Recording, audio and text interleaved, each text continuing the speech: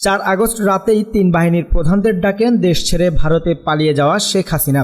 ওই সময় রাগে তিনি সামনের টেবিলে আঘাত করে উচ্চস্বরে তাদের উদ্দেশ্য করে বলেন, আমি ক্ষমতা ছাড়ব না। তবে পরের দিন সকাল থেকেই গণভবনে উত্তেজনা ও চাঞ্চল্য ছড়িয়ে পড়ে। সকাল 10:30টায় 3 বাহিনীর প্রধান ও পুলিশ মহাপরিদর্শককে গণভবনে ডাকা হয়।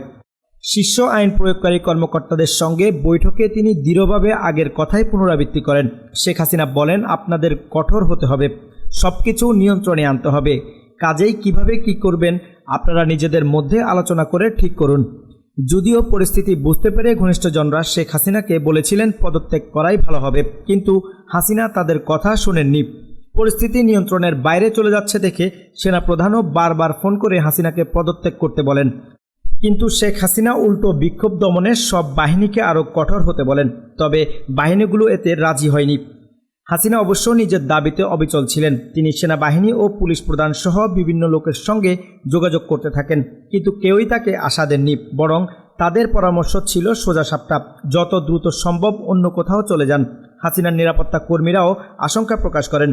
তখন উপস্থিত কর্মকর্তারা শেখ হাসিনার ছোট বোন শেখ রেহেনার সঙ্গে আরেক কক্ষে এই বিষয়ে আলোচনা করেন। কর্মকর্তারা তাকে পরিস্থিতি জানিয়ে শেখ হাসিনাকে বোঝাতে অনুরোধ করেন। এরপর শেখ রেহেনা বড় বোন শেখ হাসিনার সঙ্গে আলোচনা করেন, কিন্তু হাসিনা তখনও রাজি হননি। তিনি ক্ষমতা ধরে রাখতে অনড় থাকেন।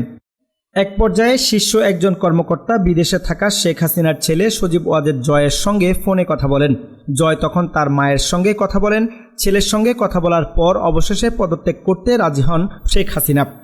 তিনি অবশ্য পদত্যাগের আগে একটি ভাষণ রেকর্ড করতে চান জাতির উদ্দেশ্যে প্রচারের জন্য, কিন্তু তাকে সেই সুযোগও দেওয়া হয়নি। তখন তিনি হতাশা হয়ে হাল ছেড়ে দেন। পদত্যাগপত্রে স্বাক্ষর করার আগে হাসিনা পরোক্ষভাবে 3 বাহিনীর প্রধানকে বিশ্বাসঘাতক বলেছিলেন। রাগে ফুঁসতে ফুঁসতে তিনি পদত্যাগপত্রে স্বাক্ষর করেন, তারপর কান্নায় ভেঙে পড়েন। শেখ হাসিনা কাঁদতে কাঁদতে দেশ ছেড়েছেন। যাওয়ার আগে তিনি তার দলের সব নেতাকর্মীর প্রতি ক্ষোভ প্রকাশ করেছেন। প্রধানমন্ত্রী হিসেবে শেষ দিনে হাসিনার পাশে তার বোন ছাড়া আর কেউই ছিলেন না।